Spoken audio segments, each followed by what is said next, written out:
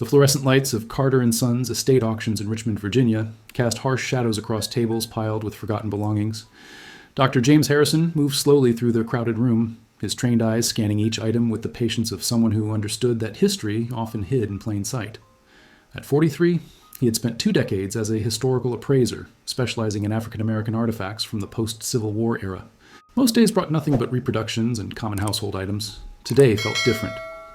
He paused at a cardboard box marked Miscellaneous Photographs, 1880s, 1920s. Inside, beneath layers of crumbling newspaper, his fingers found a leather portfolio. The moment he opened it, his breath caught. The photograph was stunning, not for its artistic merit, but for its pristine preservation. A black family of 5 stared back at him across more than a century. The studio backdrop showed painted columns and draped fabric, typical of the era. The family was dressed formally. The father in a dark suit with a pocket watch chain, the mother in a high-collared dress with delicate lace, 3 young men in matching vests and ties. Harrison lifted the photograph closer to the light. The studio stamp on the bottom read, Morrison & Sons Photography, Richmond, VA, 1895. His pulse quickened. Photographs of black families from this period were rare, especially in such condition. But something else drew his attention, something he couldn't quite articulate yet. The oldest son, positioned on the right side of the frame, stood with unusual rigidity. His left hand rested against his vest, fingers arranged in what seemed like an awkward, unnatural position. "How much for the photo box?" Harrison asked the attendant, keeping his voice casual. $15 for the lot, came the reply. He paid quickly, tucking the portfolio under his arm. Outside, the September afternoon felt suddenly charged with possibility. In his car, Harrison examined the image again under natural light. The son's hand position wasn't accidental. The fingers formed a deliberate configuration, too precise to be random. Harrison had seen similar gestures before in historical documents about fraternal organizations. His mind raced through possibilities as he drove back to his office at the Virginia Historical Society. The photograph felt alive in his hands, as though it had been waiting all these years to tell its story. Harrison didn't know it yet, but he had just found something that would consume the next 6 months of his life and rewrite a forgotten chapter of American history. The family in the frame had secrets, and their oldest son had left a message that transcended time itself. Harrison's office overlooked Monument Avenue, where stone generals frozen in time stood watch over the city. He cleared his desk completely, laying the photograph under his professional-grade magnifying lamp. The detail revealed under magnification was extraordinary, every thread of fabric, every strand of hair visible with startling clarity. Morrison & Sons had been master craftsmen. He focused on the oldest son's hand. The young man appeared to be around 25, with intelligent eyes and a strong jawline, but it was the hand that held Harrison's attention. The thumb and index finger touched at the tips, forming a small circle. The middle finger extended straight upward. The ring finger and pinky curved inward toward the palm. Harrison photographed the gesture from multiple angles, then turned to his reference library. For 3 hours, he searched through books on Victorian photography, body language, and period customs. Nothing matched. Then he pulled down a worn volume titled Secret Societies in Post-Reconstruction America by Dr. Eleanor Whitmore. He flipped through chapters on Masonic traditions, labor unions, and immigrant mutual aid societies until he reached a section that made him sit up straight. African American fraternal orders and their coded communications. The Grand United Order of Odd Fellows, the black branch of the International Order of Odd Fellows, had established lodges throughout the South after the Civil War. These organizations provided life insurance, burial assistance, and financial support when banks refused to serve black customers. But they also served another purpose: protection. The book described how members used hand signals to identify each other safely in public spaces where open association could be dangerous. Harrison compared the photograph to a grainy illustration in the book. The similarity was unmistakable. The oldest son was making the sign of a worthy master, a high-ranking officer in the order. His heart pounded. This wasn't just a family portrait. It was a declaration of identity, captured in a moment when such declarations could cost everything. But why would someone risk displaying this so openly? Why preserve it in a photograph that could be seen by anyone? He needed more information. Harrison reached for his phone and dialed Marcus Freeman, a genealogist who specialized in African American family histories. "Marcus, I need your help tracking a family from Richmond, 1895. I have a photograph but no names." "Send me what you've got," Marcus replied. "But James, you sound excited. What did you find?" Harrison looked at the photograph again, at the young man's deliberate gesture frozen in time. "I think I found someone who was trying to tell us something. I just need to figure out what and why it was important enough to risk everything." Marcus Freeman's office was a chaos of filing cabinets, digitized census records, and wall-mounted genealogical charts. When Harrison arrived the next morning, Marcus already had documents spread across 3 tables. I started with the studio, Marcus explained, pointing to a city directory from 1895. Morrison and Sons operated on Broad Street from 1889 to 1903. They kept client ledgers, and the Richmond Public Library has them on microfilm. They spent the afternoon in the library's archive room, scrolling through pages of elegant handwriting. Most entries were simple: names, dates, payment amounts. Then, on October 12th, 1895, Harrison found it. Family portrait. Thomas, father. Ruth, mother. Daniel, 25. Isaiah, 21. Caleb, 15. Payment, $350. Address, 412, Clay Street. His hands trembled slightly as he wrote down the information. Back at Marcus's office, they pulled the 1900 census for Richmond. The address on Clay Street showed a different family living there. No record of Thomas, Ruth, or their sons. They moved, Marcus said, or something happened to them. They expanded the search to surrounding counties. Nothing. They checked death records, property transfers, marriage licenses. The family seemed to have vanished between 1895 and 1900. Let me try something else, Marcus said, turning to his computer. He accessed a database of African-American newspapers from the period, the Richmond Planet, the Norfolk Journal, and Guide. He searched for the names individually. After 20 minutes, he stopped scrolling. James, look at this. The Richmond Planet, November 2nd, 1895, page 3. Local businessman Thomas and family departed Richmond suddenly last week. Sources indicate threats from unknown parties forced the family's relocation. Community leaders expressed concern over increasing tensions. Harrison leaned closer to the screen. It doesn't give their last name. No, Marcus agreed. Papers often protected identities when reporting on racial violence. But the timing matches. 3 weeks after the photograph.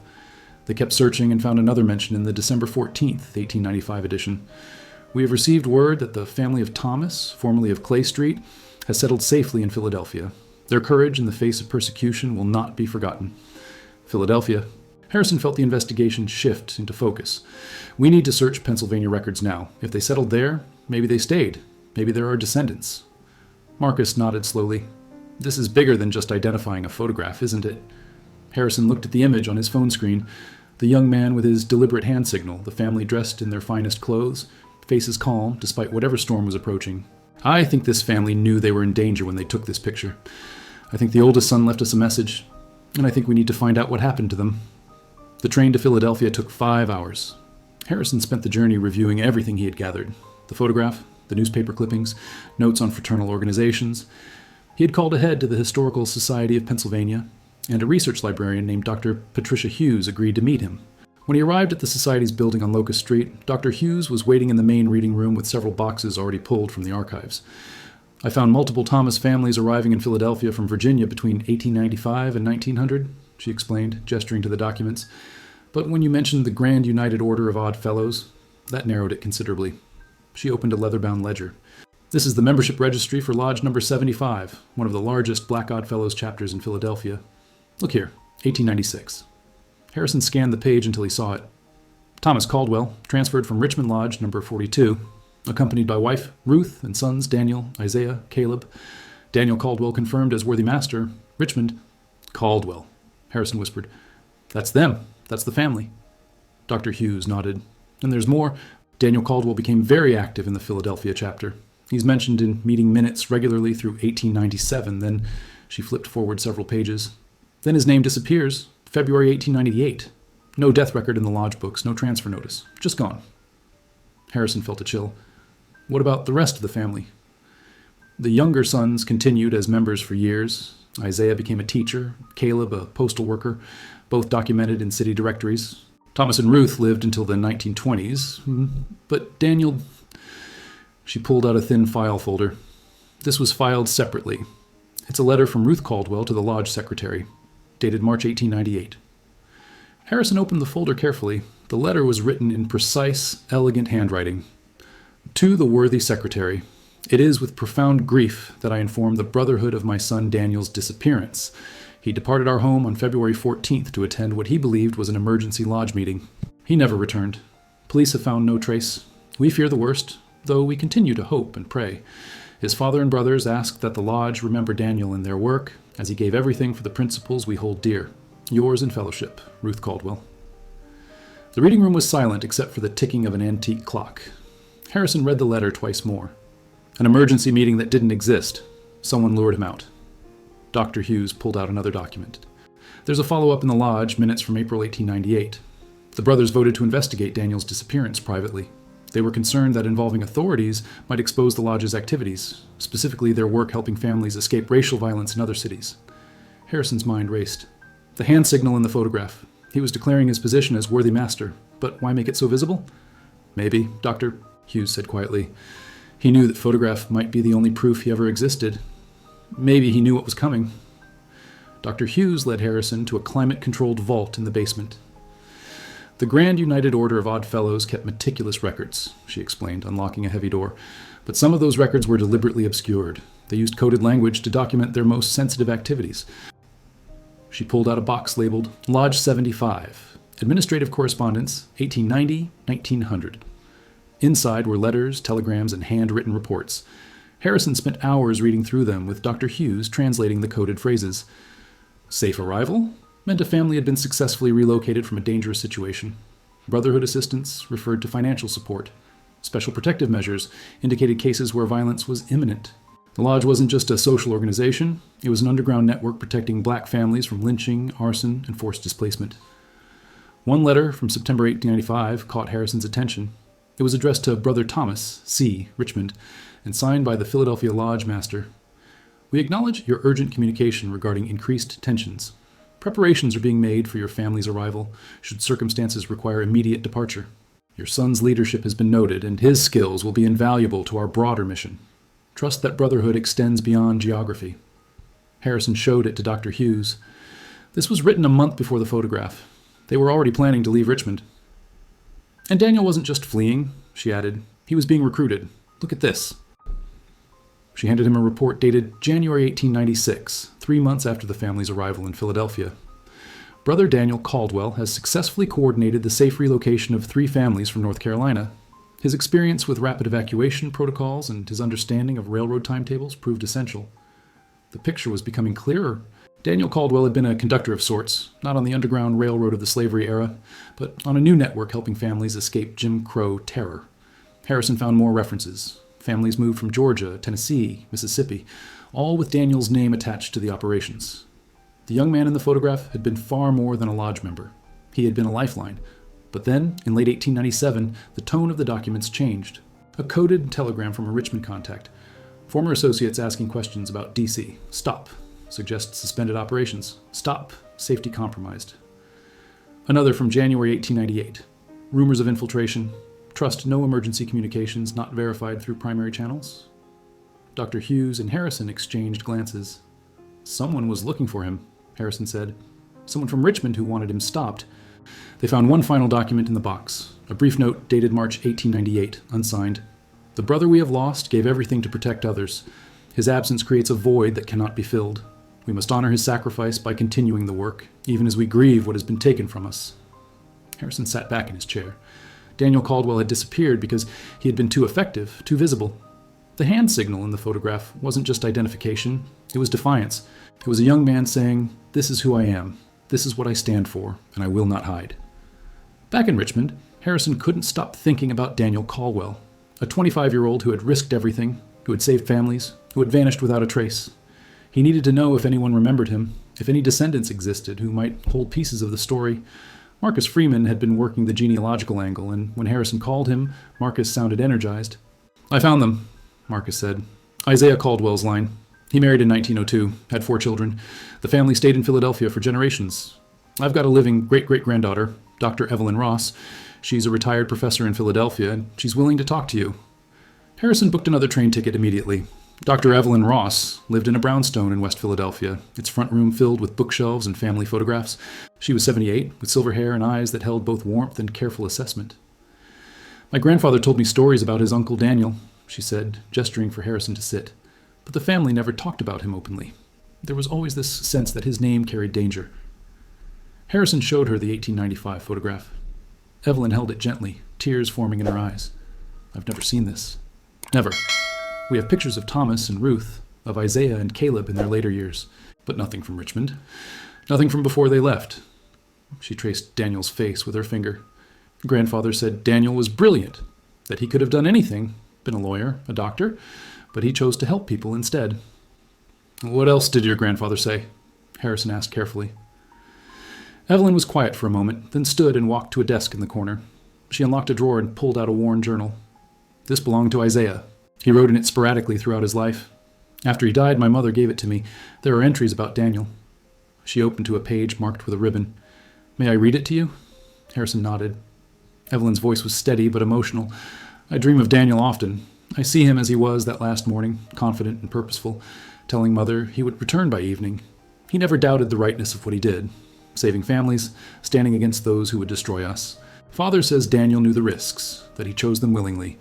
I am proud to have called him brother, and ashamed that I was not brave enough to walk beside him into danger. Harrison felt the weight of those words. Did Isaiah ever learn what happened? No, Evelyn said, closing the journal. The family searched for years. They hired investigators, contacted police in multiple cities, reached out through the lodge network. Nothing. It was as though Daniel had been erased from existence. She paused. But there was one thing. A package arrived at the family's home in 1910, 12 years after Daniel disappeared. No return address, postmarked from Washington, D.C. What was in it? Harrison asked. Evelyn opened the drawer again and carefully lifted out a small wooden box. She handed it to Harrison.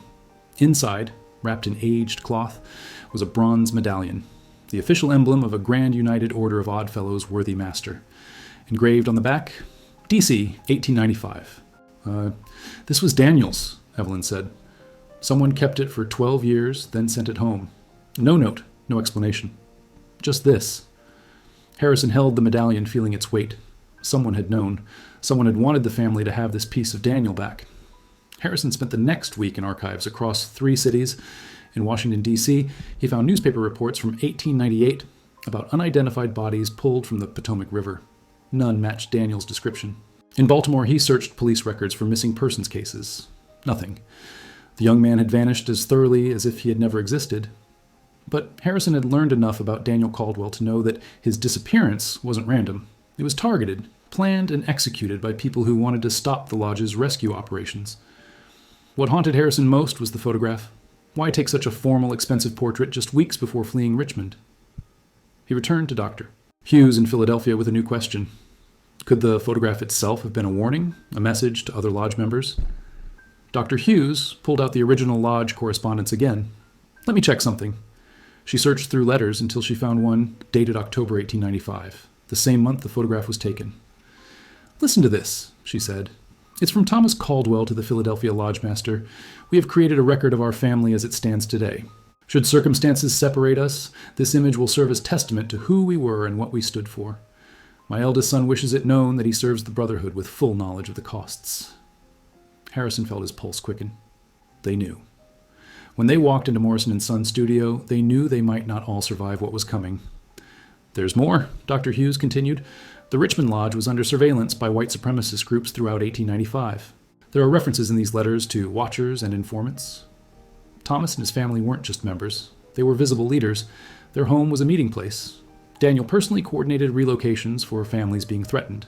She pulled out a telegram. Clay Street address compromised. Immediate evacuation recommended. Richmond Brother, October 20th, 1895. 8 days after the photograph.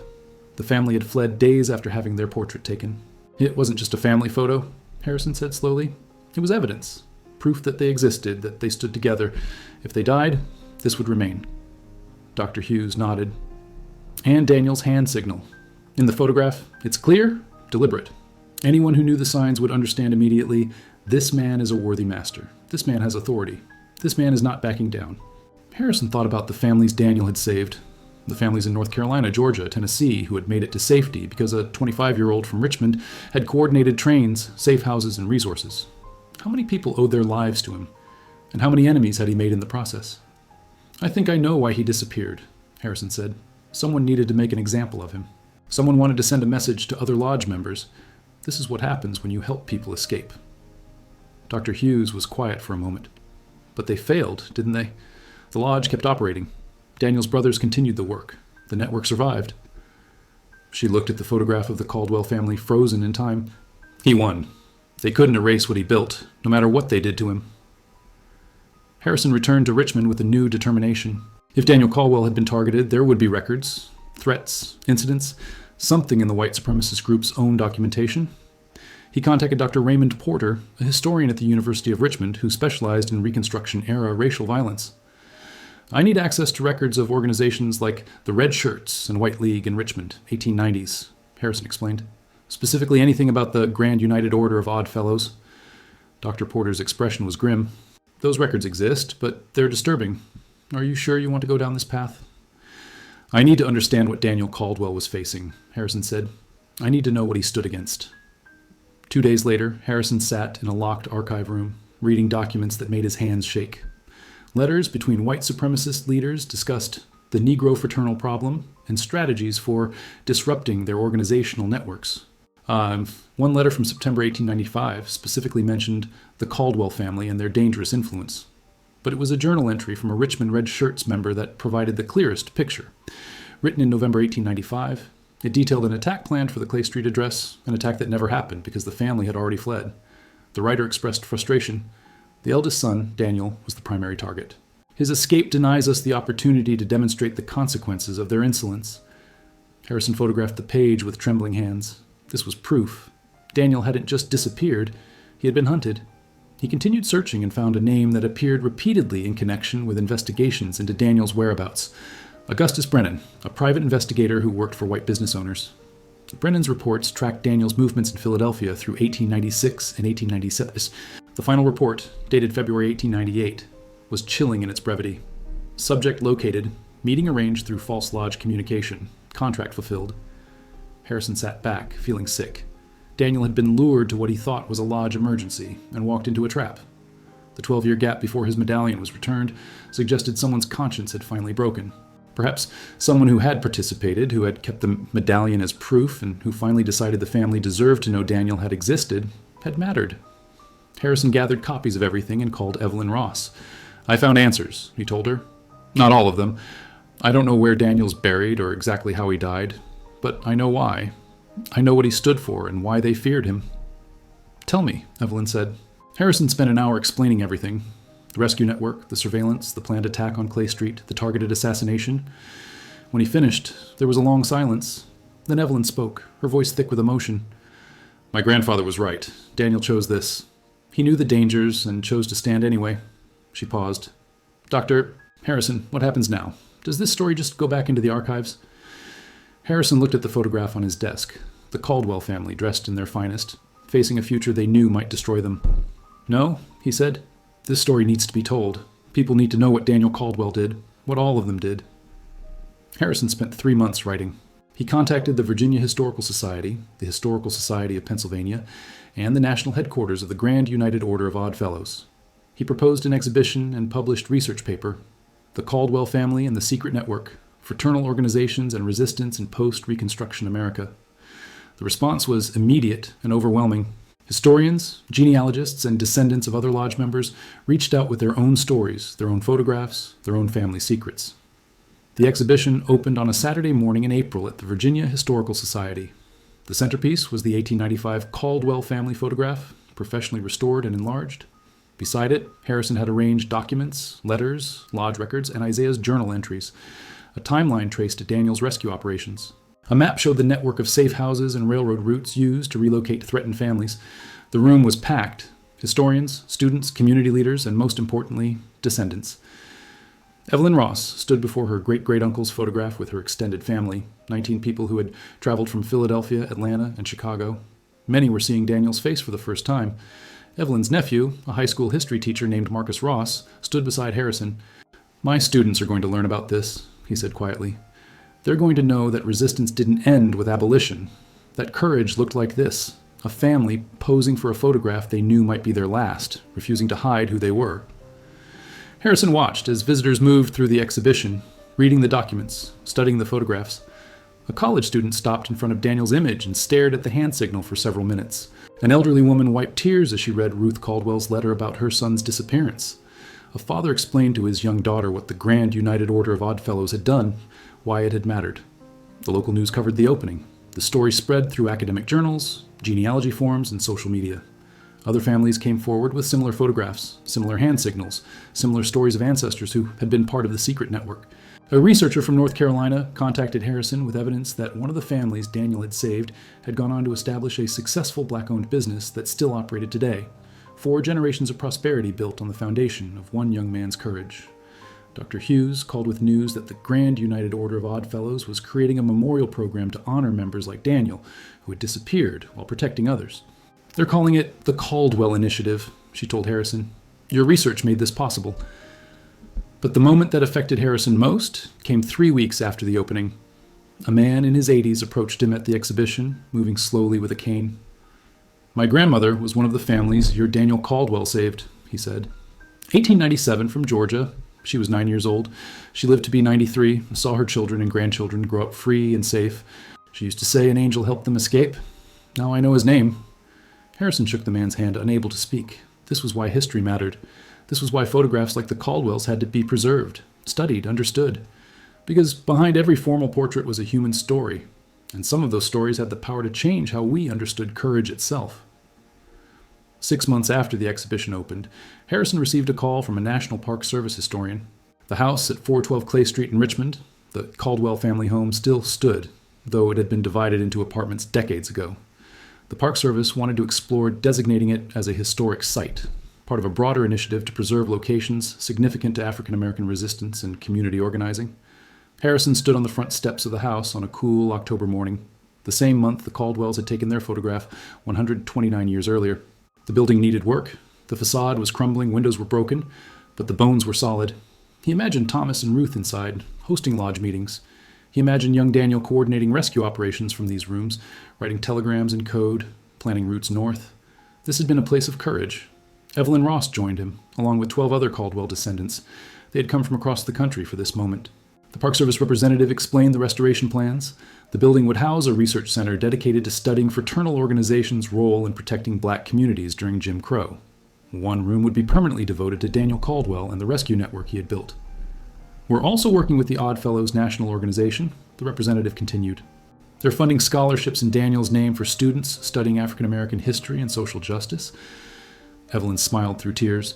He would have loved that, using his story to help others learn, to help them fight their own battles. Harrison thought about his first moment seeing the photograph at that estate auction, how a $15 box of miscellaneous items had led to all of this, how a hand signal frozen in time had unlocked a story of networks, sacrifice, and resistance that spanned cities and saved lives. The photograph itself now resided in the permanent collection of the Smithsonian's National Museum of African American History and Culture. Millions of visitors each year would see the Caldwell family, Thomas and Ruth, Daniel and Isaiah and Caleb, standing together in their finest clothes, facing the camera with dignity and defiance. And they would read Daniel's story. They would understand what that hand signal meant. They would know that in 1895, being brave sometimes meant posing for a photograph and declaring to the world exactly who you were, knowing that declaration might cost you everything. As Harrison stood on Clay Street, he received a text from Dr. Hughes.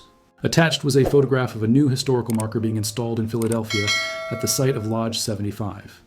Here stood a sanctuary of the Grand United Order of Odd Fellows, where Daniel Caldwell and countless others worked in secret to protect families fleeing racial terror. Their courage saved lives. Their legacy endures.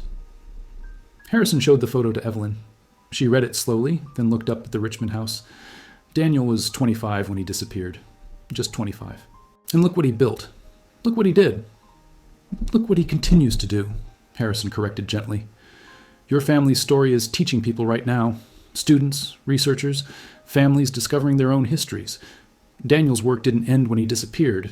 It's still happening. As the sun set over Richmond, Harrison took one final photograph of the Clay Street house. Later, he would add it to the exhibition, past and present connected, a building that had witnessed both terror and triumph, now being reclaimed as a symbol of the resistance that had flourished within its walls. The mystery of the 1895 photograph had been solved. But more than that, a man who had been deliberately erased from history had been restored. Daniel Caldwell's name would be remembered. His courage would inspire. And the hand signal he had made in that studio one October day, the declaration of who he was and what he stood for, would never be forgotten again.